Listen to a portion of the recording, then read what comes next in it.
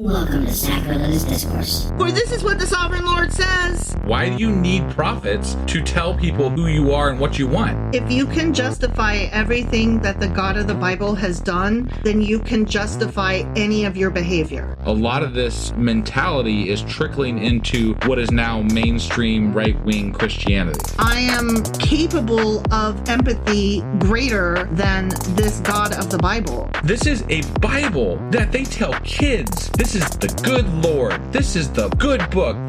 He is fantasizing about murder, mass murder. Head over to sacrilegiousdiscourse.com right now to find out how to leave us a review or support us on Patreon.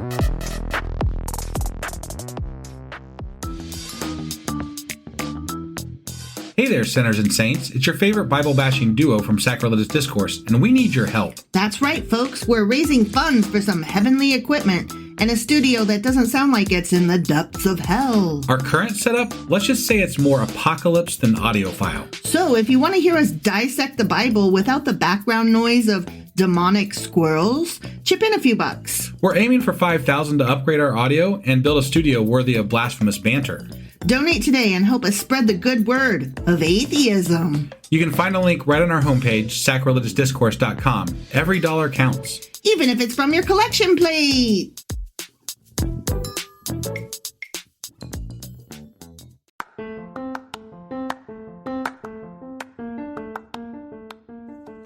Hey you, welcome to Sacrilegious Discourse. I'm husband. I'm wife. And together we're reading the Bible. Starting with Genesis and eventually ending with Revelations, we're working through every book and offering our atheist 2 cents. Or shekels. Yeah, those.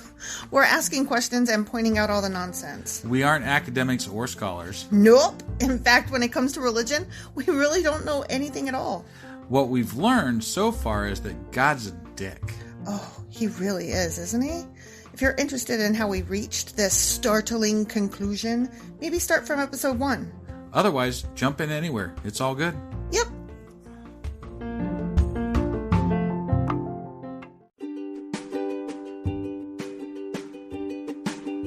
Hey wife, did you know that Anchor is sponsoring our show? Really? Don't we use Anchor to distribute our podcast on Spotify and Apple Podcasts? Yeah, and we are on just about every other platform available as well, thanks to them.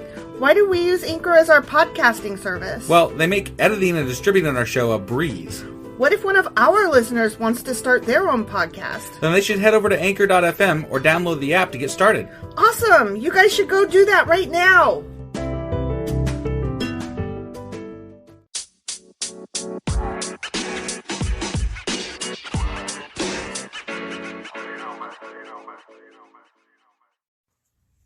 Husband! Wife. Do you remember why we're doing this particular episode? Yeah, actually I do. What is it? Well, this is our 50th episode. It is! And we kind of started our podcast like out of the blue. Mm-hmm. And we never really, other than like our 30-second or 1 minute, whatever the hell long it is, intro that we did, we never really explained why we're doing this, what we're doing, etc. Okay. So that's what we're doing today. It is? I mean, that's my understanding. Yes. Okay. Yes. You are right. You are correct and good. So, why do we want to podcast at all? Well, I think that's a selfish reason. Yeah? What's your reason? Well, we love talking about things. We do. That's my reason. I just enjoy bouncing stuff off of you. It's so fun. We actually did another podcast at one point it's no longer available to anybody out there, but we did something, it was called Side Hustle Kerfuffle. Yeah. And it was about driving DoorDash and Uber. And we did it was really nice back and forth. So we enjoyed that a lot, and we just wanted to do something else. And one of the things that we end up talking about a lot just in our own time is religion and how it affects people and philosophy, and just, we live in a very religiously oriented town. Yeah. And it's very it affects our lives very much here. So. It really does. I mean, there's how many churches where we live? I mean, right outside my door there's one. And it's true. And then there's probably at least 6 or 7 more in this town, and that's just in the town. In the town, and if you count the outlying churches, there's probably another 5 or 7, maybe 25. I don't know. Right. There's a lot. There's a lot, and we only have one stoplight. We used to live in a neighboring town that was even smaller than this by 5 times, and like there's only like 5,000 people in this town. There was like 1,000 people in this other town, and there was literally 1, 2, 3. There's 4 churches in that town. Yeah. At least. Yeah. So, yeah, we live in Bible country. We really do. So, and we're not big on the Bible. Clearly. Did you grow up going to church? I grew up with parents who wanted me to make my own choices. So what that meant was my dad was religious as a child, but grew out of it and became what I would call a philosophizing atheist. See, I would just call that an agnostic, because he has specifically said that I'm atheist, but I don't want to think I know it all. So I'm agnostic because I acknowledge that there could be stuff I don't know, but I don't believe in it and I haven't seen it. So I'm atheist. So I would just call him mostly a spiritual agnostic. Really smart, studied all kinds of philosophy, but yeah, whatever. Yeah. My mom, on the other hand, she is somewhat religious now. I wouldn't call her a fanatic. She recently started going to church and saying she'll pray for us. And that's been a really hard thing to swallow. Yeah, that's been really weird, honestly. But when I was growing up, she wanted us to be exposed to church, but didn't push it or anything. So like I ended up going to a Quaker church for a while, actually. Did you like that? That sounds so cool to me. It was interesting. It was very interesting. It's my understanding that Quaker churches are more like community driven than self. I gotta say, I wasn't there long enough to like really get a full grasp of it, but I do know that they do a lot of community service, and of the religions that were out there, that was the one I could stomach the most, just because of what they represented outside of their church. Got it. Now, doesn't mean I agreed with anything they taught, but still, their social activism was very appealing. It was very much a part of who they were. So right. That was neat. And here's one more tidbit about myself. I was in Scouts as a kid, and you had to have a religious affiliation to be in Scouts. That just blows my mind, honestly. Like, I know that is true, but to think of that in today's time as having been a thing, right? That's crazy to me. So when they asked me what church I went to, I told them I was a Quaker. Because you didn't have anything else to. You were like, oh God, I got to pick something real quick. Right. Yeah.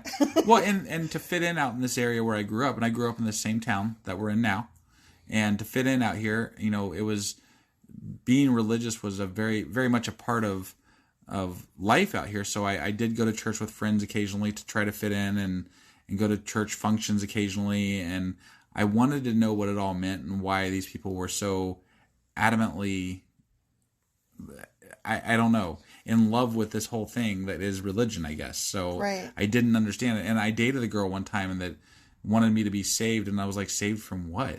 That is so funny. Because I was in high school and my friends all asked me if I was saved, and I had never heard the term before, so I thought the same thing. What do you mean saved? Saved from what? Right. And like they thought that I was smarting off or being funny.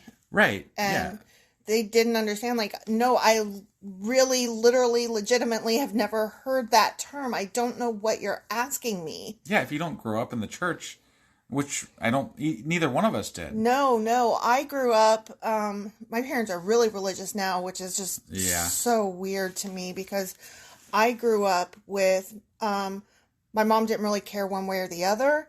And my dad, was super into science. And like, I can remember him, he subscribed to various, science magazines, one of which was Omni, and they don't make that anymore, but Omni will always have my heart because it's one of the most fond memories I have of my childhood is sitting on my dad's leg on his lap and him paging through it. And explaining stuff to me. And, you know, his idea of spirituality was like the Force from Star Wars.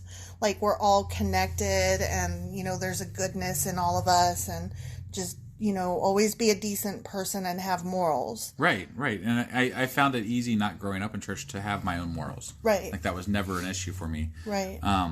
Did you ever feel any social pressure in your life growing up or for church? I was a military brat, so there wasn't a specific religion. Like, I didn't grow up in a small town. I grew up on a small base.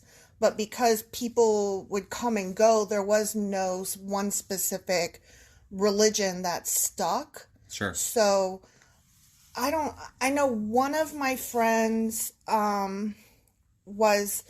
her mom was Greek, and she had some kind of Bible, and I don't even remember if it was like the traditional Christian Bible or a different one. But anytime I spent the night at our house, we had to read from it. And she was appalled that I had never read the Bible. So when she was like talking about chapters and verses, like, I didn't know how any of it worked. So I just kept reading, hoping she would stop me at the appropriate place. And she didn't. And so she was like, haven't you ever read the Bible? And I was like, oh, no. Well, that's kind of funny because, like, when I was in Scouts, they would always do the Lord's Prayer before meals and stuff. Oh, gosh. And I had no idea what that was. So, like, at first when I was in Scouts, like, you're a kid, you're trying to get along, you're trying to, like, so you're like, fit in. And I'm like, yeah, I was like, Halloween. Right, yeah. I mean, I know the Lord's Prayer now. I mean, I don't know if I could recite it right at the moment, but it's Our Father who art in heaven, hallowed be thy name. Thy kingdom come, thy will be done on earth as it is in heaven. Give us this day our daily bread, and forgive us our trespasses, as we forgive those who trespass against us. And lead us not into temptation, but deliver us from evil. For thine is the power and the glory and the kingdom. Yeah, that. Forever and ever. Amen. Right. That's God, so that's funny. sad. Between really the two sad. of us, we know it, and neither of us... It's not something I ever worked on. Did you ever work on it? No, it was me being in Scouts, and it was to fit in, fit in. That was it. Yeah. And like, we sat around and sang songs like "Kumbaya, My Lord" and shit. Right. And like, I don't care about any of this. I don't right. know. Like, it was very stigmatizing. Like, it was hard to want to be a part of this group, but then not know this large piece of what this group was in any way whatsoever. My sister obviously grew up the same way I did, but for some reason, and I have to think it's because her best friend, they went to church every Sunday. Right. And so she went with them, and she practically lived at their house.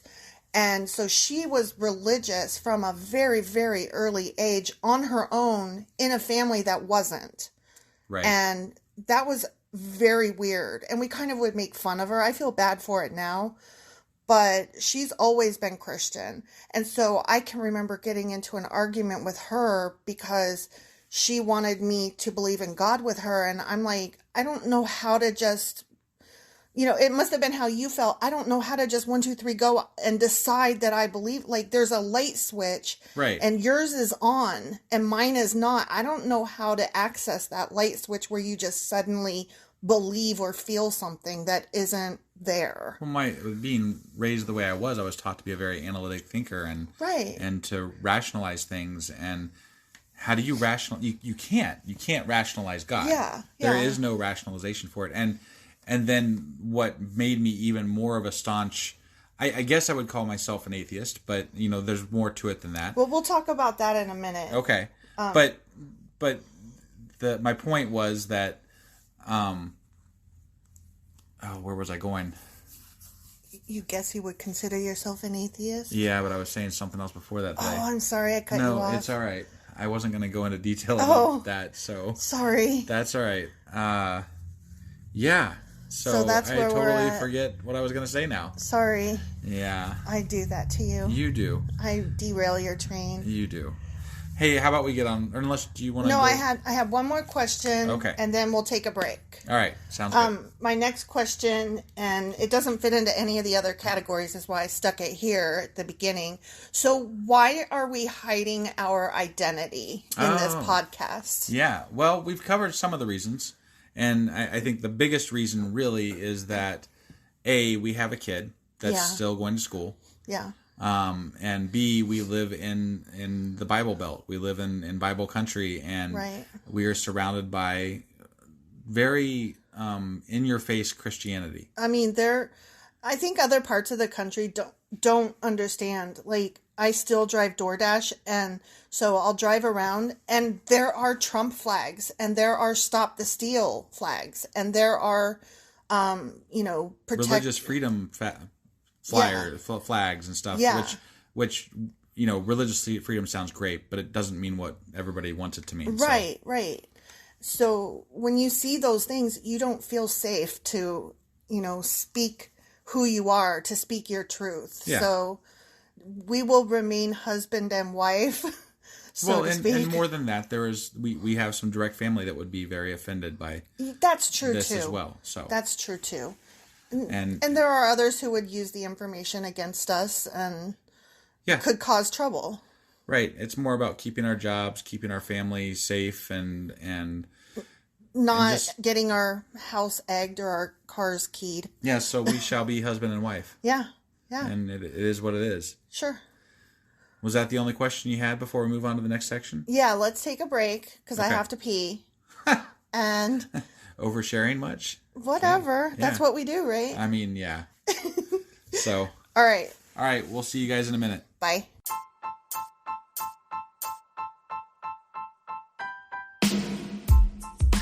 Hey, wife. Yes, husband.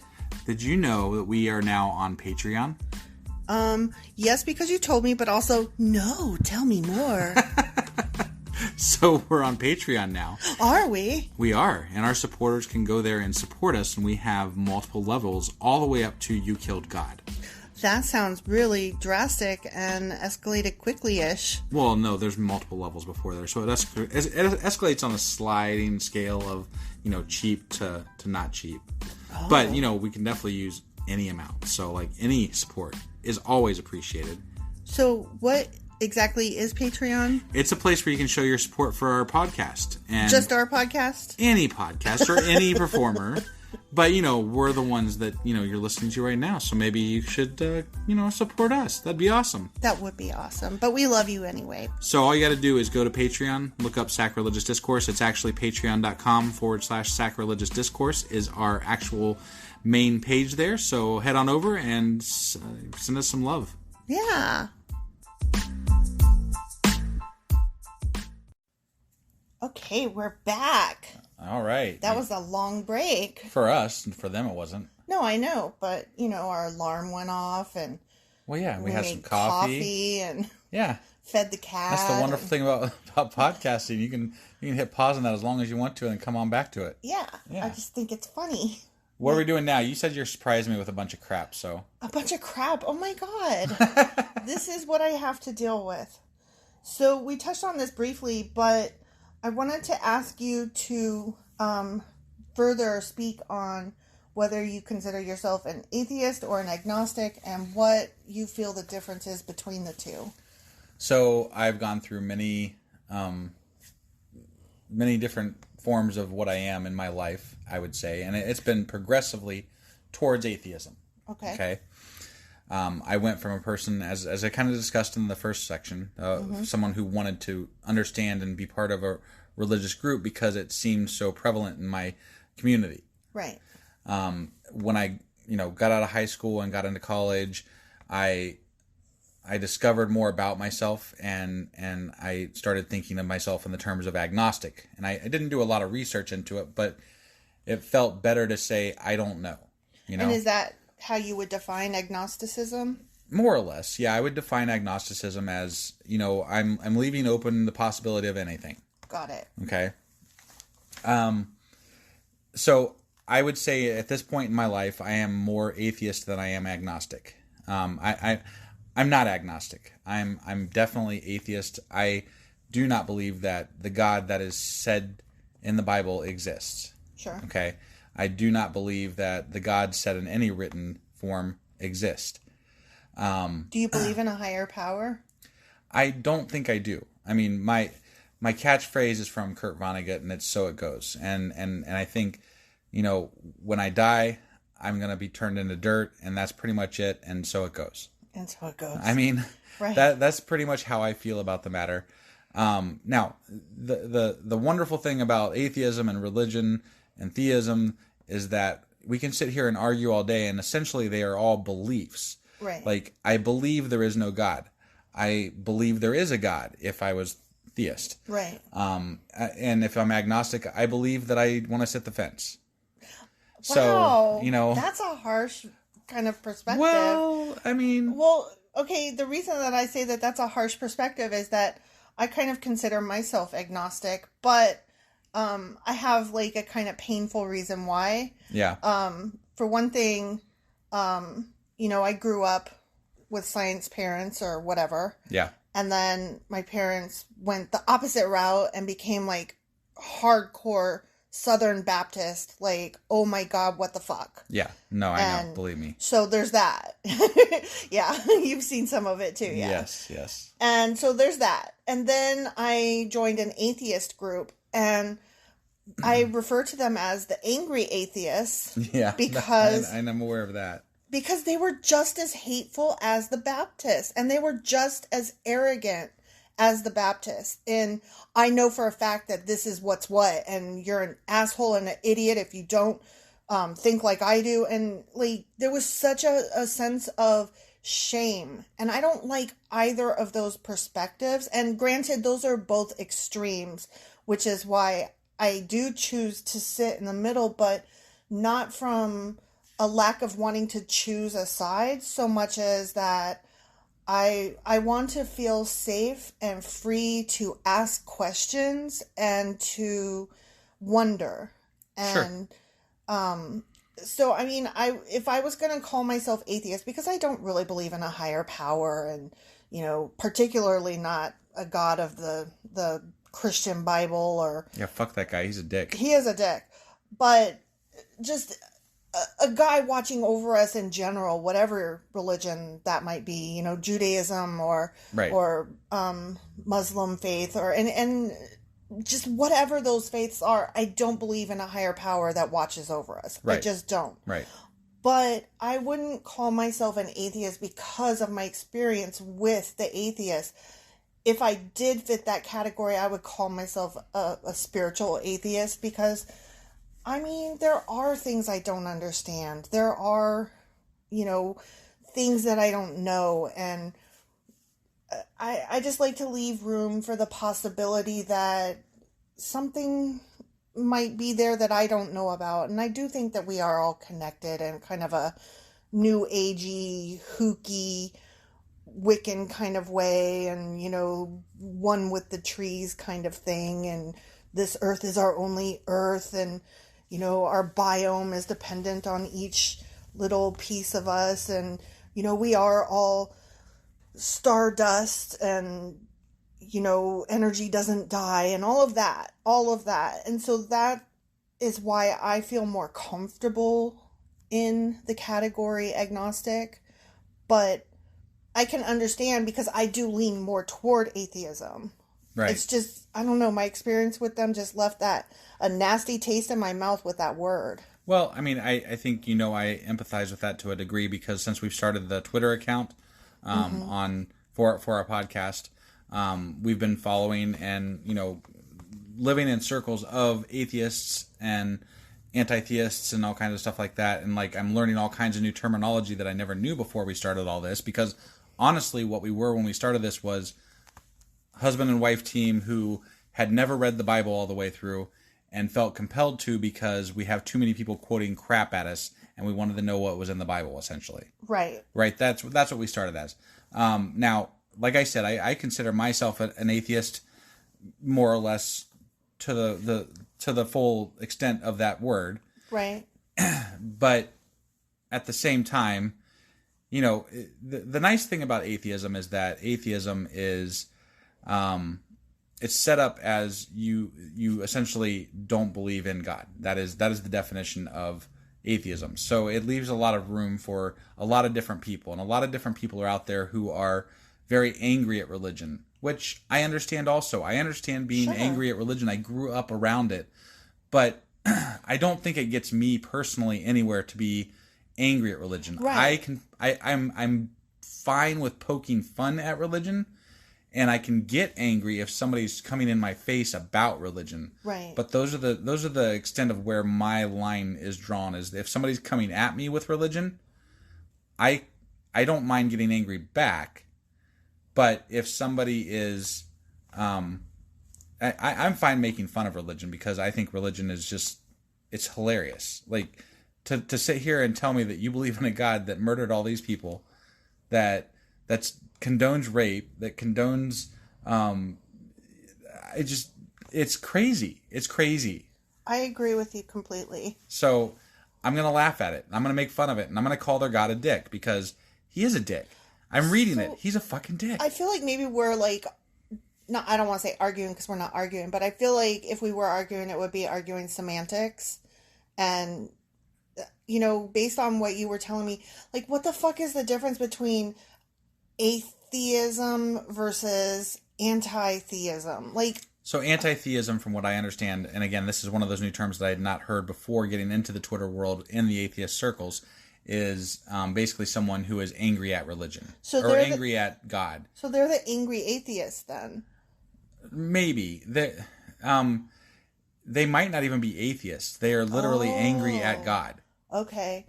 So and some of them probably are atheists also. They're atheists who are also angry at this God that they don't believe in. Okay. But there's two camps of that as well, I think. And I'm really just talking out my ass, because I don't really know all the terminology all that well just yet.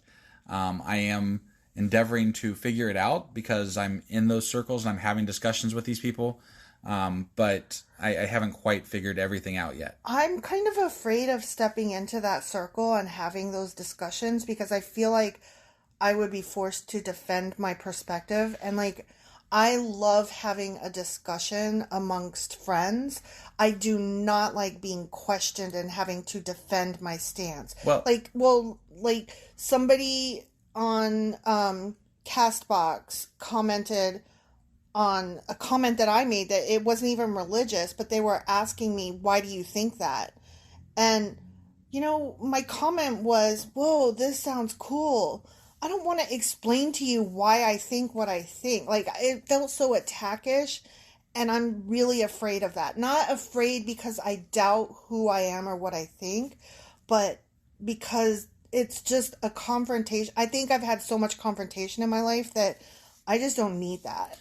Well, there's been some of the conversations that I've been party to are that a lot of the people that are atheists come from a religious background. And the reason that they come from a religious background is because a lot of them were very devout Christians, and they did a lot of studying about the Bible. And so they're very intellectual, because they were breaking it down. They were understanding, wait, this is contradictory. This is wrong. Why this can't be right. And I'm being told these things. So they have a very analytical brain that leads them to this discovery that they are an atheist. So they feel kind of betrayed? Well, and more so, they feel very compelled to defend their new idea.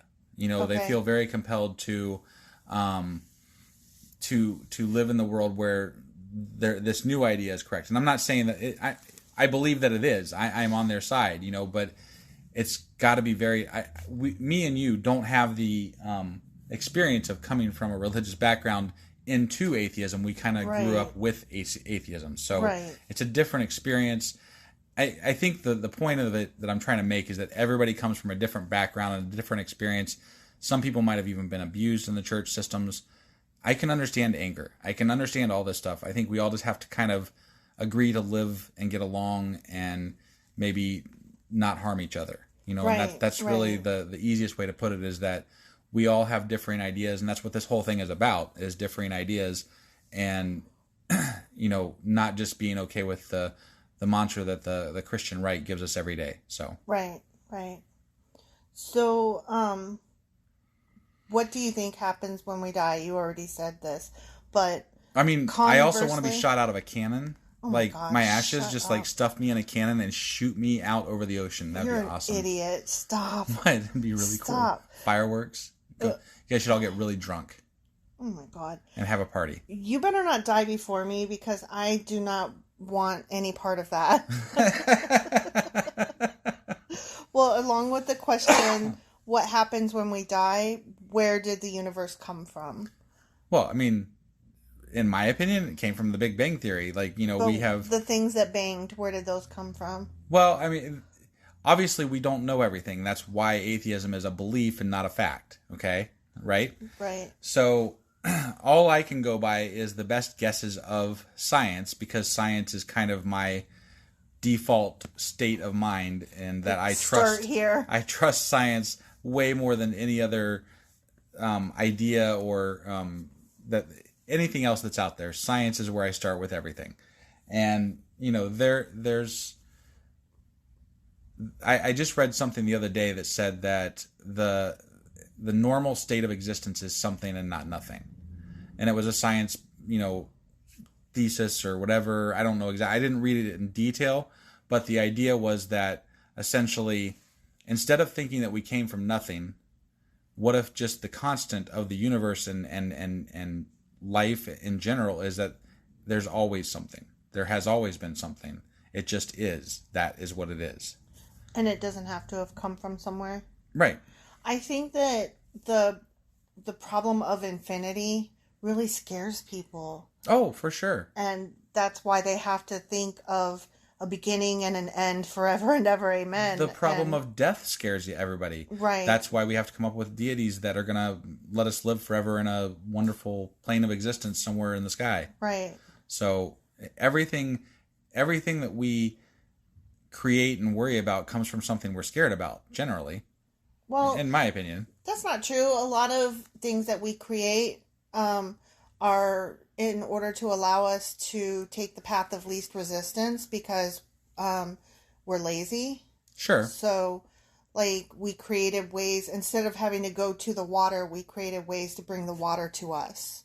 Oh, well, I'm not talking about scientific advances. I guess I'm talking about specifically religions. Like, okay. Religions are created because of our fear of existence or death or, you know, things that we don't understand in this life. Right. We create these other things to make them meaningful for us, to make them not as scary, so that we have something to look forward to instead of being scared of death.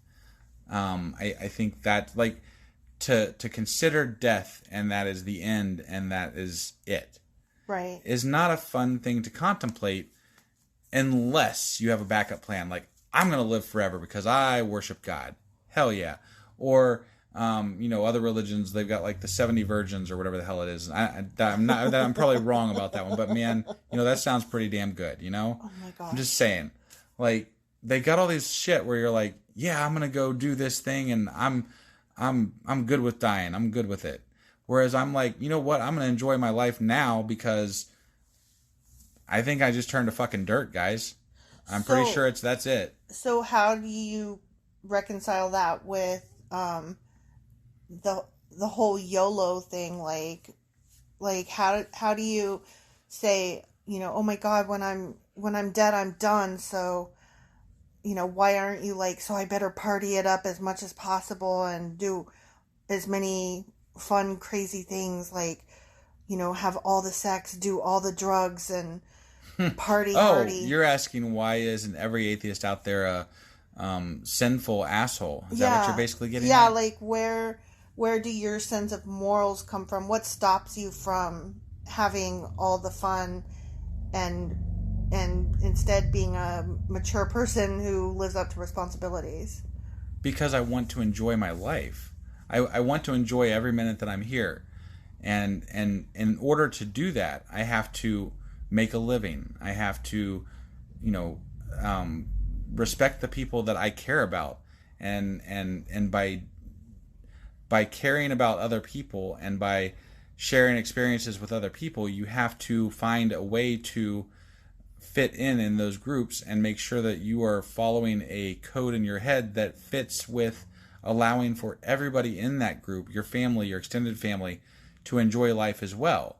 So you have to have your own morals. It's not hard to have your own morals, in my opinion. I did a lot of thinking about this because I questioned existence of God when I was younger, and went through this whole process, and to me it's very simple. There's rules that why would I want to kill somebody? That's I just what I feel it's what is right humanitarily speaking. What is right for society? What is right for the advancement of my kids' lives? What's the right for the advancement of everybody around me? Even I'm a caring individual. I care about my shitty ass religious neighbors. Even I don't want them to suffer. Right. Like I want what's best for people, generally speaking. Right. So you can be religious and say that you follow codes, and you can still be a serial killer. Right. As I think it's actually happened. Actually, yeah, I was gonna say. So yeah. So I think that when people, like when Christians in particular, ask that question, I feel like they're kind of missing the point, because what I get out of that question is, wait, so then the only reason you don't rape and murder is a fear of God? Like that's all that's holding you back? Right, yeah. Like, oh my God, please don't prove God is not a real, because apparently there's a whole group of people who are going to go out and rape and murder. Right? And that's what I always wonder, like, if that's the only thing that's stopping you, and you think that that's what's stopping me, like, we have a different problem. Yeah. We have a bigger problem, and it's not a belief or a lack of belief in God or heaven or hell or whatever. It's how you treat your fellow man. Right. Yeah. And I mean, I think it has to do with, there are tenets in the Bible that are good things to live by, like do unto others as you would have them do unto you type thing. Right. I'm not saying that exactly is the perfect solution, but it's an idea that's out there in society that when you're growing up, when you're younger, these things that you learn about religion, they sound loving, they sound good, they sound wholesome, and that's what's supposed to draw people in, because we are empathetic creatures in general, I think. The problem is that when you get right down to it, Christianity, other religions even, are very hypocritical, and they're not friendly. Right. They just aren't. I've lived around it my whole life, and these people are, I shouldn't say these people. There are a lot of people in these groups that are supposed to be these loving, wonderful people who are just the worst people I've ever met in my life. The worst. I think that because while we might be empathetic creatures and social creatures and all that, we're also lazy and greedy. Do you know what I mean? Yeah. So it's trying to find a way to live within the bounds of those two extremes, and finding your own peace with, like, okay, no, I actually don't want to murder people, and it's not because I'm afraid I'm going to go to hell or jail. Right. It's because it's the right thing to do, not murder people. Yeah, yeah. That's the right thing to do. If you think about it, like, even scientifically, it's, if you take religion out of it, like, biologically, it makes sense to not murder each other for the species to survive. Yeah, definitely. Like, biologically, if we all just were out for blood against each other, we wouldn't have survived as a species. Right. And we've survived as a species long before this Christian God was ever invented. Right. And we will long after. You think? I don't know. They might blow up the fucking planet. Well, there's always that or incite war so that somebody else blows us up. There's that too. I mean, whatever. We can be as cynical or as optimistic as we want to be, I suppose. I'm kind of cynical. I'm kind of both. Yeah, you really are. But, it is what it is. So, my next question is, do you believe in miracles? No. No? Nope. Wow, just flat no. Just flat no. But you do acknowledge that there are coincidental or weird things that happen, right? Definitely, but I think you know this of me. Anytime something happens, I'm going to try to attribute it to something scientifical. Scientifical? What Wow. the fuck is wrong with me? That's, Scientific. That word right there, Scientifical. that is proof that you're not to be trusted.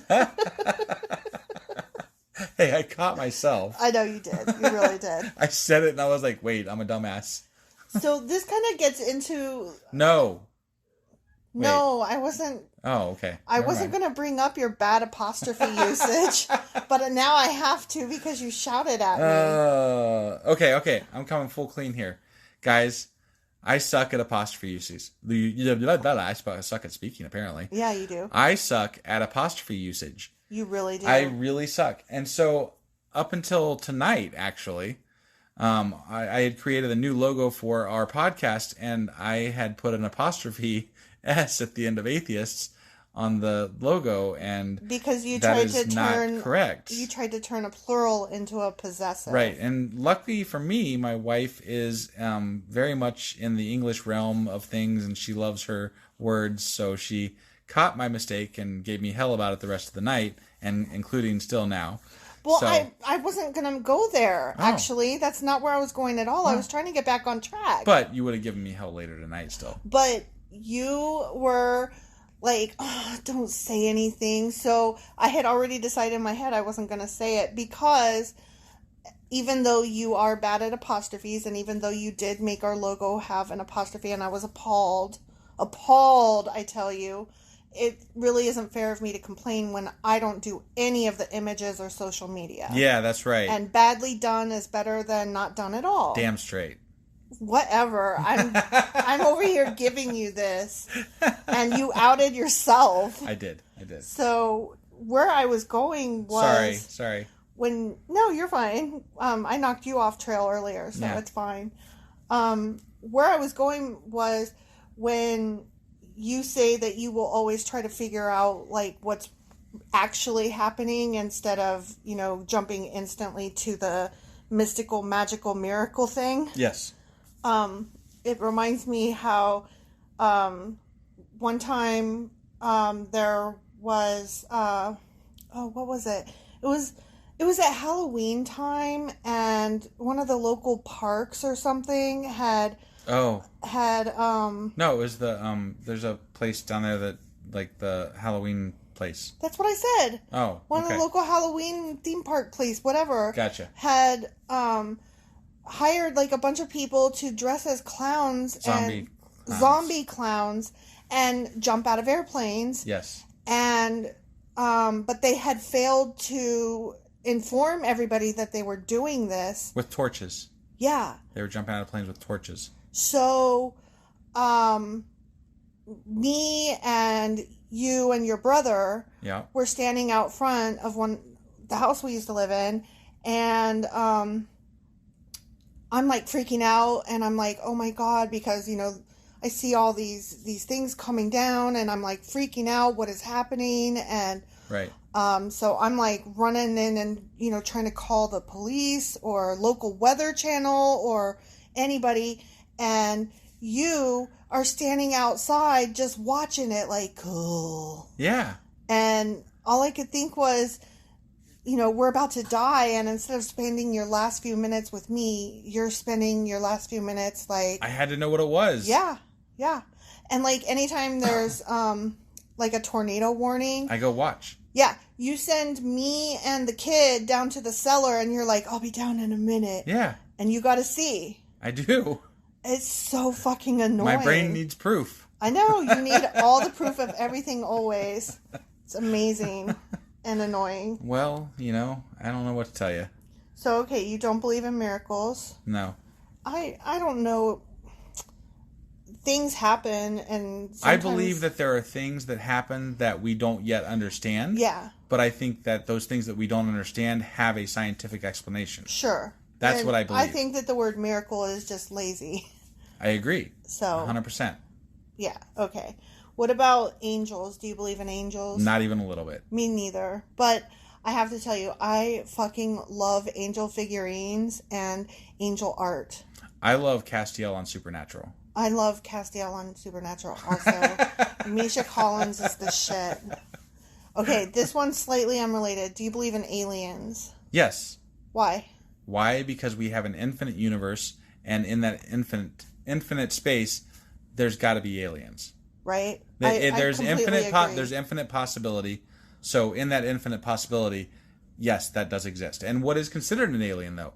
Is it a microbe, or is it like, what would we consider an alien? Does it have to be able to talk to us? Right. Or is it just have to be living? Does it have to like get in a spaceship and come see us? Right. Like, I think that there is life on other planets, and we may not ever even meet it. Now, the better question might be, do I believe that aliens have been near or in Earth's orbit? Yes, that was my next question. And that, I don't know. Now, I will say that video of the Navy planes that caught the crazy things on video or whatever, that was pretty crazy. Yeah. But, again, until I know what it is, I'm still not going to like... It's still science. I think it's nature. neat. And, at the time, Trump was president, so I was like, come save us, aliens, please. But that was a whole different reason why I wanted aliens. Right. I think the question is the science from our planet or from another planet? Right. That's the question. I mean, it could have just easily have been something the Chinese or the Russians had done. Right. Well, so. I mean, you know that they're about to release all of these reports. Yeah, I've heard some tidbits about how it's basically a nothing burger, but, See, I've heard both. And so I'm just reserving judgment. Yeah, I mean, I always reserve judgment. What about Area 51? Area 51's bullshit. You think? Yeah. I don't know. X-Files seemed to think it was something big. Area 51's bullshit. If it ever was anything, and I'm not saying that it was or it wasn't, if it ever was, they've long since moved it because there's way too much attention on that place. Maybe. Or, where's the best place to hide is in plain sight where nobody would expect you to be. I guess. I mean, there's rumors that, we live in Ohio, okay? We do. And we live kind of near a major air base. And there's rumors around here that the Wright-Patterson Air Force Base has aliens there, too. Oh, see, I didn't know that. No, it's a pretty big rumor out here. Wow. That's amazing. And I said Wright-Patterson Air Force Base. You did. I did. That is so funny. Okay, now I have to explain why that's funny. Okay, so everybody in this area does not call it Wright-Patterson. They call it Wright-Pat. Right. There's the Wright-Pat Credit Union, and there's the Wright-Pat base. I only said it this way, though, just to clarify. I said it this way. For anybody that lives in this area, I said it that way to clarify which base it is so that people outside of this area would know what I was talking about. Right, but why? Otherwise, I would not have referred to it that way. Why it's funny is that in literature and movies, they always refer to it like locals, characters who are supposed to be local to this area, say Wright-Patterson, and I always laugh because I'm not from here, so that's something I noticed right away when I moved here is that nobody calls it that. Right. Everybody always uses the shorthand Wright-Pat. But, like, in the book, The Fifth Wave, and then in the movie that came from that book, the local kids, all called it Wright-Patterson. Right. And it's just, it's... I'm like, it was cringeworthy listening to it. Yeah. So I was like, wait, you guys they lived in Dayton, which is, like, our main city here. And they were calling it Wright-Patterson, and I'm like, nobody. There's not a soul that lives here that would ever call that Wright-Patterson. Yeah. Nobody. Except for just now when you did it on a podcast. Yeah, right. And that's why it's funny. But in reference, if you're referring it to people that live outside of this state, or this area even, you have to refer to it as its name. Yeah. But if you live here and you're talking to somebody that lives here, it's always, always, always, always Wright-Pat. It would be like, if somebody's talking about Alex Bell Road, and instead they called it Alexander Graham Bell Road. Right. Like, that would be the cringeworthiness of that. But now we're getting off on a long tangent about nothing related to our podcast or atheism. That's kind of what we do. It is. That's kind of what we do. I mean, we do. We do. So, here are some questions that lots of Christians like to ask because they're gotchas. Okay. If there is no God, how does your life have any meaning? My life has meaning in my wife, who I love, and my daughter, who I love, in the activities that I do that I love. And your cat. In my family, an extended family that I love. And your cat that and loves you. And my cat's awesome. Yeah. Although, I just friended somebody on Twitter, and he doesn't like cats. And that is suspect to me. I told him, I was like, look, I friended you, but The only thing that I'm concerned about is your dislike of cats, but your feed was pretty good, so we'll just, we'll call it even. I'm not sure about it. I mean, whatever. I'm we'll not see. sure. We'll see how that goes. When people ask me, how do you find meaning without a belief in God, I always want to respond, you're absolutely right. I'm going to go jump off a cliff right now. Like, what the fuck? What the fuck kind of question is that? No, your meaning is, we want to go to Italy. We want to travel the world. We have plans. I love reading We have books. lots of things we want to do. I love writing. You want to read all the books before you die, right? Yeah. Actually, okay, another tangent. Actually, I have stayed up at night in a wild panic, knowing that I will die before I've read even a hint of all of the books that I want to read in my lifetime. Her fear is real about that one. Yeah, it's horrendous, and it's not just all the books that currently exist, it's all the ones that it's not fair. They'll come after, eventually, they'll come after I'm dead, and there will be new classics that I will have not even been introduced to. Speaking of which, when is Patrick Rothfuss releasing that final book? Because if he waits till after I die, I'm going to be really, really pissed. Yeah, he needs to put out that next book. That was a great series. And yeah. The Name of the Wind. The Name of the Wind. Yeah, you guys should look that series up. If you like sci-fi, or not sci-fi. Fantasy. Sorry. Yeah. It's a good fantasy series. Yeah. Okay, that was pretty much all I had, so... Is there another section, or is that it? No, that was it. We just dove right into it. Oh, so we're just... that's it, then, That's it. Well, okay, I'll ask you one more question. Okay, then. all right. Okay, what is the point of religion? The point of religion, in my opinion, I think that originally in the beginning times of civilization, that it was created as a way to have a system of laws and rules that people would abide by in order to control them, because you need a system of government of some type or some rules and laws for people to follow in order to have a civil society that you can adhere to rules that you apply across the board. So like we have our laws in this country, right? And that's essentially what I would consider the Bible of 2,000 years ago. Right. It's a reason to keep people doing the things that you want them to do. Whether for good or for bad. Right. Yeah, no, I mean that to me is essentially what what religion is. It's a way to keep people from straying outside the lines and to encourage people to live a decent life, I guess. Like it's kind of the same idea as all the self-help books out there, like, put a smile on your face and make this a happy day, or whatever. I don't know. Like, you got all these inspiration shit things out there, and they don't do much for me, because I'm like, I see right through you. Fuck you. It's an early morning, and I want to go back to bed. So fuck off. But I always thought of religion as a way to explain the unexplainable, like, why thunder? Yikes! Sure, yeah. Especially, older religions, obviously. Right. They didn't know what the stars were even, or, there were so many things unanswered for them that because they didn't have the answers, somebody could create them and then use them as a form of laws. So, right. So I guess both. Yeah. No, it leaves a lot of room for mysticism where there's not an explanation for things. And in that mysticism, you can use that unknown world to create things that people should abide by, because you can create up whatever story you wanted to in order to hold people to account. Right, right. Like when God in the Bible says to cook your meat before you eat it. Yeah. And we know now that was a really smart thing to do. Like a lot of the things in the Bible probably, and other religions probably started with the best of intentions on trying to help humanity. I've had salmonella, so yeah, it's not good, guys. I hate to cut this short, but if we go much longer, our alarm's going to go off. Oh, no. Okay, yeah, we got to go. All right, yeah, we'll see you guys. We'll see you guys on Thursday. Thanks for joining us on this bonus episode, and happy 50. You guys, yeah, happy 50th episode. Thanks for coming along for the ride with us, guys. Yeah. Bye.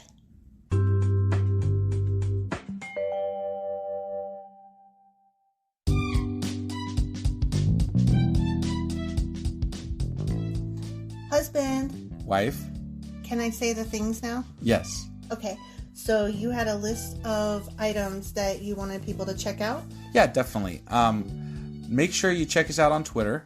We are there under the handle Sacrilegious_D. For D's nuts. Yeah, that's exactly where I'd have gone with that. Yep. We also would love to get emails from you because we love hate mail, fan mail, the whole 9 yards there. That email address is sacrilegiousdiscourse@gmail.com.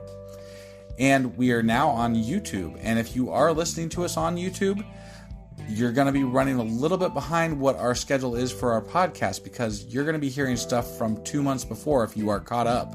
You're in the past. You're in the past. So you should join us on our podcasting apps that are available. So like you can catch us on Apple Podcasts, Google Podcasts, Spotify. I'm on Castbox. Yeah, my wife's special. She's on Castbox. I like Castbox.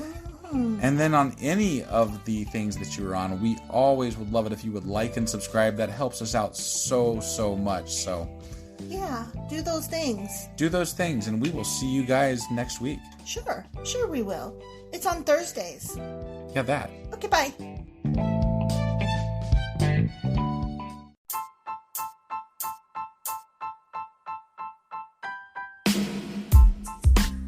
Hey, wife, I guess that's the end? But husband, that's just sad. It doesn't have to be. We are on lots of social media platforms like Twitter.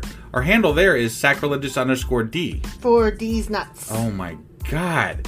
Stop doing that. Anyway, we're also on Facebook, Instagram, and Pinterest. There's a link to all of our social media sites at our website. Ooh, we have a website? Yeah, it's sacrilegiousdiscourse.com, where you can also find a link to our merch shop. We have a merch shop? Yep, we have podcast-themed clothing, mugs, notebooks, and more, as well as an atheist and science-themed products. Wow, our fans should really go check that out right now. Definitely. They can get in touch with us by sending an email to sacrilegiousdiscourse@gmail.com. But before they do that, we could really use some help. Oh yeah? With what? Well, it's not free running the podcast, and we need some financial support in order to get better equipment, which will free up time so we can concentrate on our podcast and our fans. Okay, so what should they do? Head over to patreon.com/sacrilegious discourse and sign up as a contributor on our podcast. Supporters there receive additional bi-weekly episodes that we record just for our Patreon members for as little as $2 a month. Also, we'd really appreciate it if you would like and subscribe on whatever platform you're using. And Apple Podcast reviews help us out tremendously. Like and subscribe. Leave an Apple review. Join us on Twitter. Support us on Patreon. That's a lot of instructions. Don't forget to say thanks. Thanks. Okay, bye.